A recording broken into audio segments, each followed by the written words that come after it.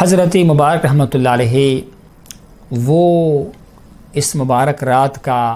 لیلۃ القدر کا کس طرح اہتمام فرمایا کرتے تھے؟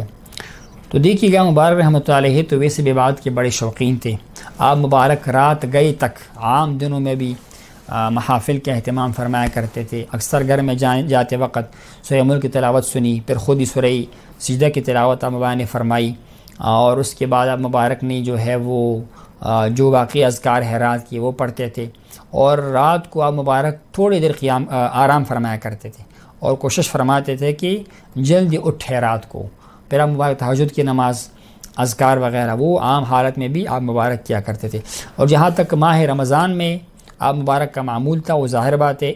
آپ مبارک کا جب صحت بہتر تھا ابتداءً، یعنی ابھی ہم بہت چھوٹے چھوٹے تھے،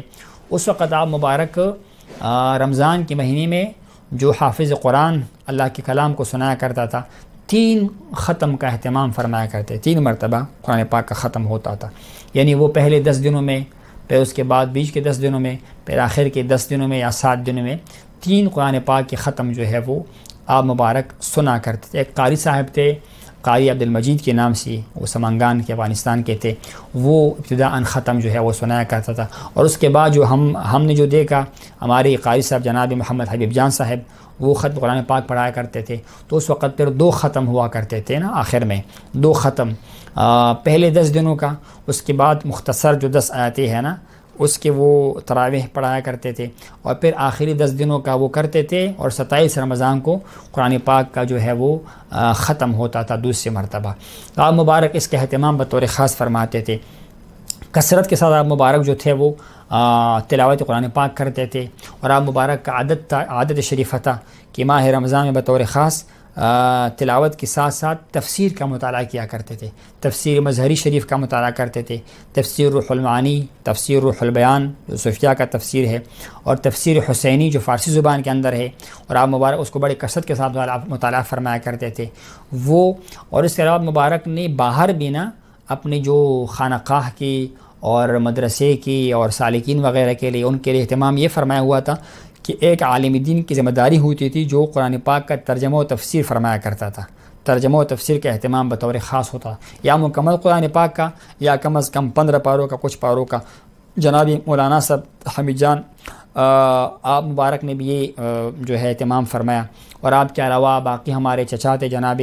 غلام الرحمن چاچا، باقی علماء کرام کافی سارے ہیں، سب کے نام لینا مشکل ہے، تو وہ اس مبارک مہینے میں دن کے وقت یہ ترجمہ اور تفسیر کا اہتمام فرمایا مبارک صاحب کی نگرانی میں، اور آپ مبارک خود اس ترجمے کو سنا کرتے تھے، اس کو نوٹ کرتے تھے۔ کوئی مسئلہ ہوتا تھا آپ مبارک فوراً لکھ کے نا کسی بچے کو بھیج کے اصلاح فرمایا کرتے تھے، یا کوئی پیغام دیا کرتے تھے۔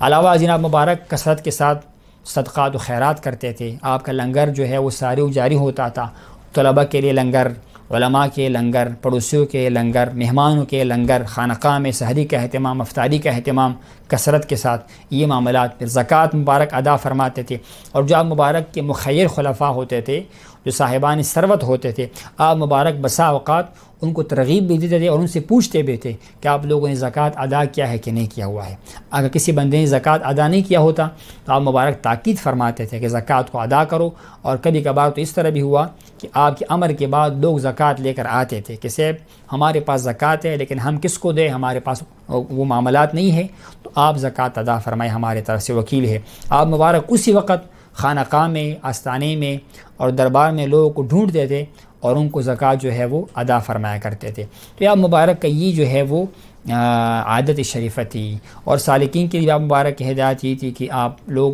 ماہ رمضان بالخصوص وہ اپنے اپنے علاقوں میں، اپنے اپنے مساجد میں کوشش کرے اس کو آباد کرے۔ یعنی آپ مبارک خانقاہ میں جو لوگ کثرت سے آتے ہیں مہمان، ظاہر بات ہے اس کے ساتھ ذمہ داری بڑھ جاتی تھی، اہل خانہ کے لیے کھانے پکانے کے مسائل، یہ سارے مسائل، تو آپ ترغیب یہ دیا کرتے تھے کہ جو لوگ باہر کے سالکین ہیں، دور دراز کے سالکین ہیں، اپنے اپنے علاقوں میں وہ اپنے مساجد کو آباد کرے، وہاں پر ختم قرآن کا بندوبست کرے، وہاں پر وہ جو ہے وہ عبادت و اذکار کر لے۔ یا آپ مبارک ارشاد فرمایا کرتے مبارک رحمہ اللہ اس رات کو جاگ کر گزارتے تھے۔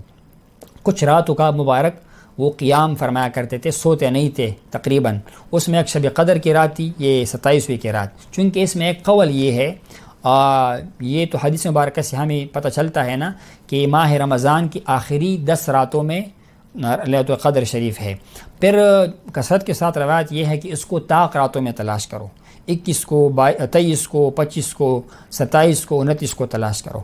لیکن ایک روایت اس میں یہ ہے، کچھ صحابہ کرام کی طرف منسوب ہے اور امت کی زیادہ اسلاف کی رائے یہ ہے کہ جو ہم نے تجربہ کیا ہے اور جو ہمارا نظریہ ہے وہ یہ ہے کہ اس رات کو اللہ تعالیٰ نے جو فیوزات ہمیں نظر آئی ہے وہ 27 رمضان کی رات کو نظر آئی ہے، 27 کے جو رات ہے نا اس کو ہمیں نظر آئی ہے۔ تو اسی لیے مبارک اس رات کا اہتمام اس طرح فرماتے تھے کہ ختم قرآن اسی رات کو رکھتے تھے، اسی رات پر محفل ذکر ہوتی تھی، یعنی خود سے لوگ آتے تھے، کسی کو بلاتے نہیں تھے، لوگ خود سالکین عاشقین شائقین شوق سے آتے تھے، محفل ذکر ہوتی تھی، اس میں بیانات ہوتے تھے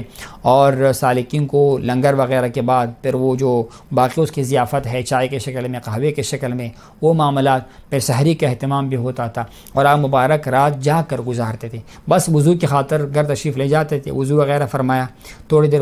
کرسی پہ آرام کیا، بیٹھے، واپس آپ مبارک باہر تشریف لے آئی۔ تو یہ آپ مبارک کا یہ معمول تھا اور آپ نے